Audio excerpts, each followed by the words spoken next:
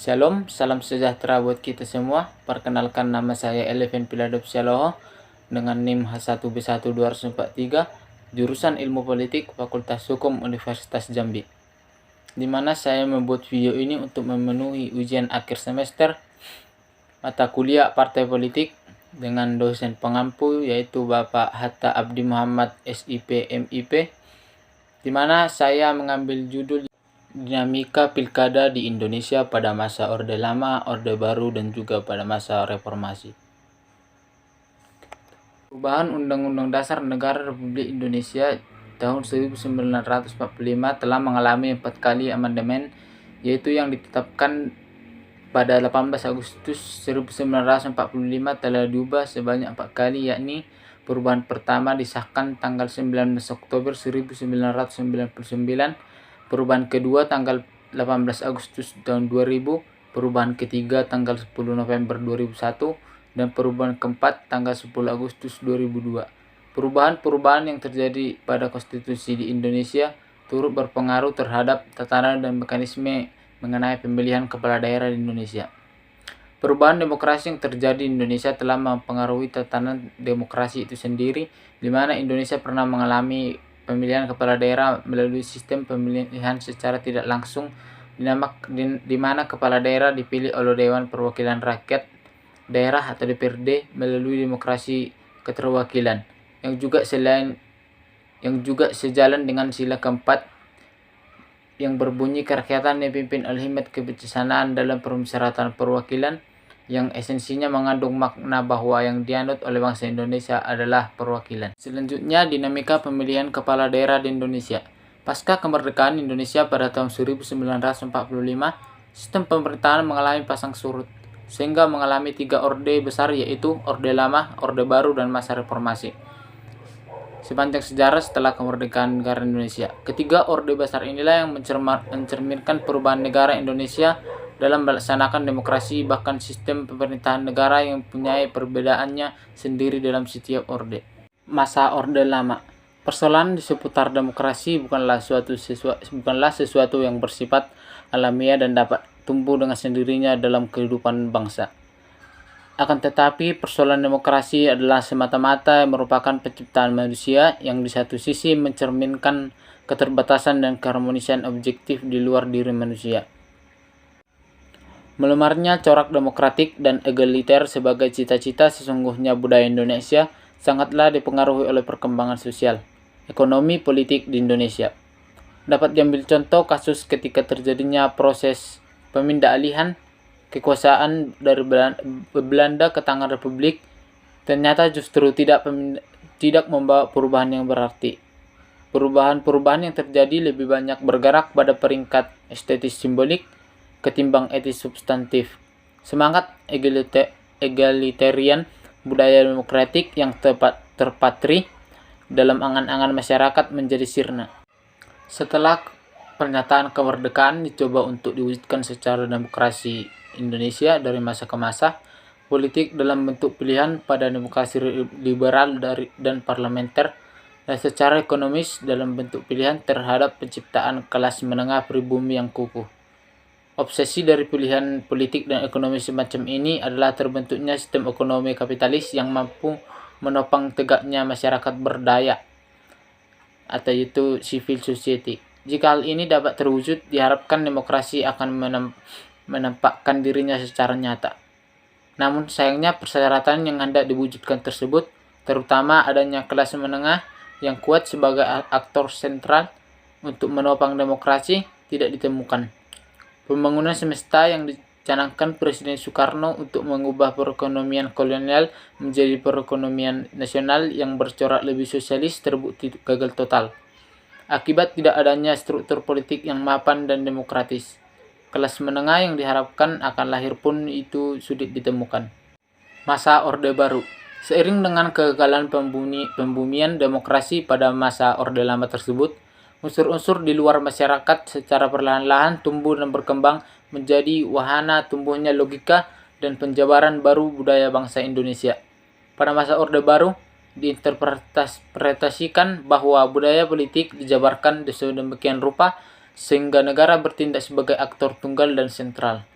Logika penempatan negara sebagai aktor tunggal dan sentral ini terartikulasi melalui pengesahan tegas dan mutlak bagi sentralitas negara dengan seluruh perangkat birokrasi dan militernya demi kepentingan pembangunan ekonomi dan politik. Disinilah kemudian terjadi proses penyingkiran corak egaliter dan demokratik dari budaya bangsa Indonesia dan kemudian digantikan oleh corak feodalistik yang dimungkinkan karena dua hal pokok. Pertama, melalui integrasi, membuka jalan bagi penjabaran dan pemberian logika baru dalam feodalisme budaya bangsa Indonesia secara nyata dan operasional. Jabaran dan logika baru ini semakin menemukan momentumnya berkaitan dengan kenyataan di masyarakat yang tengah menghadapi kesulitan ekonomi yang sangat parah di satu pihak dan obsesi negara untuk membangun pertumbuhan ekonomi sebagai peletak dasar penghapusan kemiskinan di lain pihak. Kedua, pengukuhan negara juga dilakukan melalui upaya penyingkiran politik massa. Partisipasi politik yang terlalu luas dan tidak terkontrol dianggap dapat membahayakan stabilitas politik yang merupakan kondisi sine qua non bagi berlangsungnya pembangunan ekonomi. Oleh karena itu, keterlibatan negara melalui aparat birokrasi dan militer biasakan sehingga menjangkau ke seluruh aspek kehidupan masyarakat.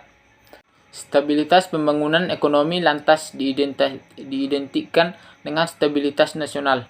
Perlahan-lahan konsep stabilitas nasional dikaitkan dengan masalah-masalah security dan banyak berfungsi untuk membantu penyelenggaraan mekanisme kekuasaan negara.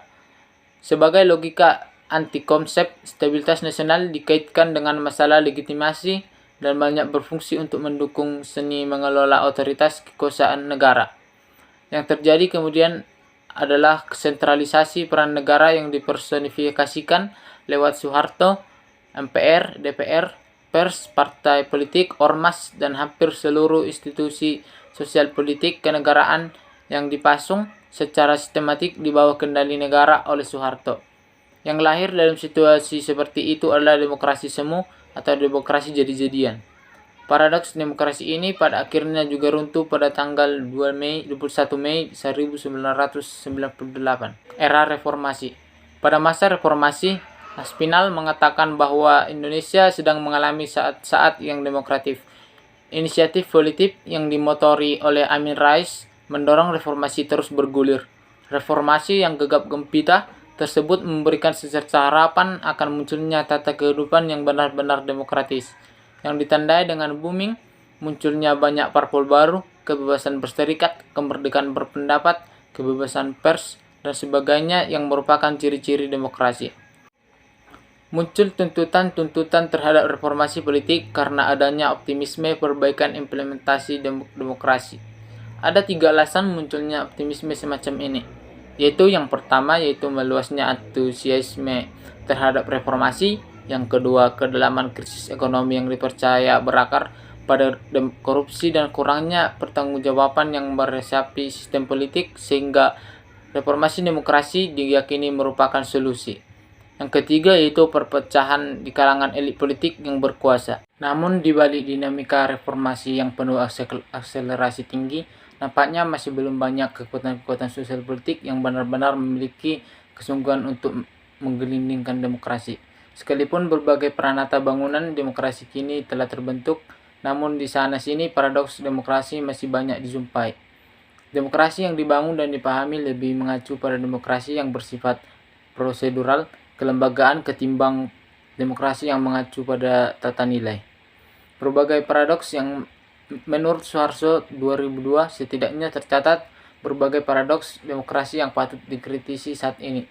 Pertama, berkembangnya kekerasan politik, anarki, radikalisme, percekcokan massal yang sering dilanjutkan dengan adu fisik secara kolektif, pemaksaan kehendak, dan berbagai perilaku menyimpang lainnya yang justru mencerminkan perilaku anti demokrasi.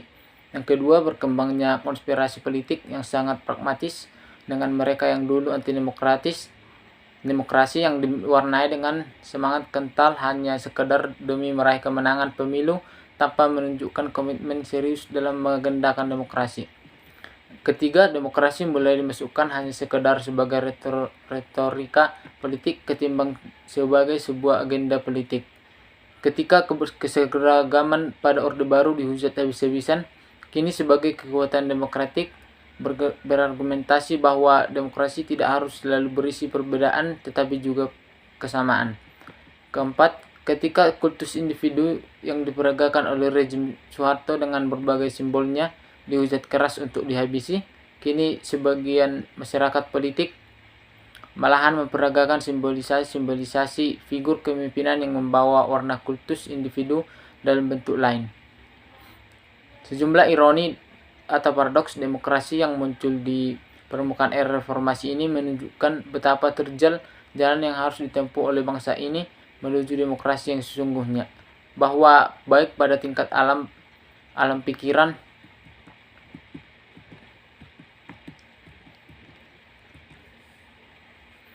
Sejumlah ironi paradoks demokrasi yang muncul di permukaan era reformasi ini menunjukkan betapa terjal jalan yang harus ditempuh oleh bangsa ini menuju demokrasi yang sesungguhnya, bahwa ternyata tidak mudah untuk mewujudkan demokrasi secara jujur, jernih, dan bertanggung jawab, baik pada tingkat alam pikiran maupun lebih-lebih sebagai politik yang tersistem. Perjuangan demokrasi akhirnya harus berhadapan dengan godaan-godaan kekuasaan di tengah sejumlah jerak politik yang sebenarnya adalah anti-demokrasi. Selanjutnya itu pandangan terhadap fenomena pilkada. Dalam konteks kehidupan politik demokrasi di Indonesia, pemilu dan pemilihan kepala daerah langsung merupakan salah satu sarana untuk mewujudkan kehidupan politik yang demokratis. Pemilu terutama yang dilaksanakan pada tahun 2004 dan pilkada langsung yang dimulai pada tahun 2005 untuk memilih gubernur, bupati, atau wali kota mempunyai makna strategis. Tidak saja karena sifatnya yang berbeda dengan pilkada-pilkada sebelumnya, namun yang lebih penting adalah bahwa dengan pemilu 2004 dan pilkada secara langsung, itulah masa depan politik Indonesia dipertaruhkan. Hampir dapat dipastikan bahwa dalam setiap periode menjelang pemilu dan pilkada, situasi dan kondisi politik seringkali diwarnai dengan berbagai persaingan dan konflik antar kekuatan politik. Yang menjadi persoalannya itu adalah bagaimana kita dapat mengelola dan mengendalikan persaingan serta kemungkinan konflik yang akan terjadi antara kekuatan politik yang ada sehingga tidak mencuatkan situasi anarkisme dan kekerasan politik? Bisakah kita berhadapan pada penegakan aturan main pemilu dan pilkada sebagai tonggak pengembangan proses politik menuju transisi demokrasi? Hal yang perlu diamati juga dalam kondisi ini adalah kemungkinan terkalahkannya gerakan reformasi oleh kekuatan bersenjata dan kekuatan penguasa sumber daya produktif masyarakat. Berdasarkan hal tersebut muncul yaitu beberapa pertanyaan tambahan, yaitu seberapa besar peluang yang kita miliki untuk menggunakan pemilu dan pilkada sebagai wahana untuk mencegah kemungkinan reformasi berjalan mundur menuju kembalinya otoritarianisme sistem politik kita. Pemahaman ini pada kiranya itu paling sedikit menuntut pemahaman lebih khusus terhadap 3 hal yang sangat penting, yaitu yang pertama, dinamika proses politik yang terjadi menyusul jatuhnya Soeharto. Yang kedua, konfigurasi konflik politik di antara berbagai kekuatan politik yang dihasilkan oleh praktik politik Orde Baru. Yang ketiga, berkembangnya kebudayaan yang masyarakat sebagai hasil aplikasi ideologi pembangunanisme yang melahirkan sikap apolitik, permisif, ekspresif, dan hedonistik.